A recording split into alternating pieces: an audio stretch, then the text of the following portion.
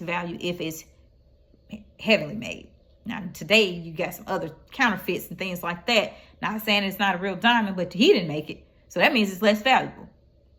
But if you're talking about a most high made diamond, it does not lose its value. It only increases with time. It doesn't decrease. So you have to consider these things, that while they may be things that are difficult for you to complete, while they may be different aspects where it requires you to grow and you're so uncomfortable, and then the level of discomfort is just you have to understand that when you get past that, you're only going to increase.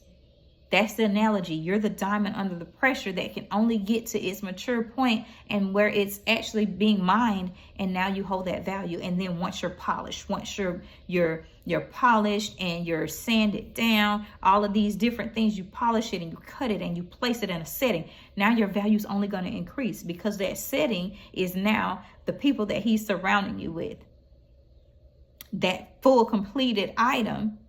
If you're a jewel, if you're the diamond, but then you're on a necklace, the necklace is going to be the connective piece. If you're in a ring setting and a mounting, those other diamonds are going to be those that are going to be housed under you, that you're going to actually be increasing their value in. Either way, it's still a continuation of value increase and not decrease. The value doesn't go down.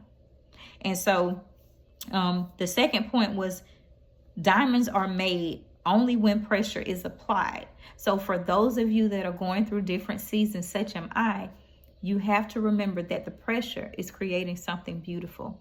I'm going to say that again. The pressure is creating something beautiful.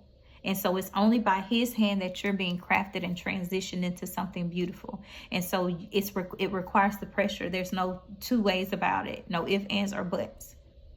You have to go through the pressure. You have to go through the pressurized portion in order for you to become that beautiful diamond, the gem, the one that sparkles in the sunlight. And so be mindful of that. Diamonds are made only when the pressure is applied. The pressure has to be applied for you to come out beautiful. And so who you are matters.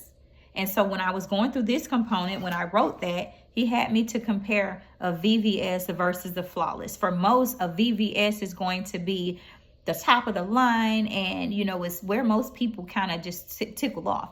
But then you have what's called a flawless diamond, and that means you cannot see anything wrong with it with the naked eye. And so these are the different comparisons, the VVS versus flawless. Okay, so first the clarity and the flawless. So with clarity, the flawless has no inclusions, blemishes, visible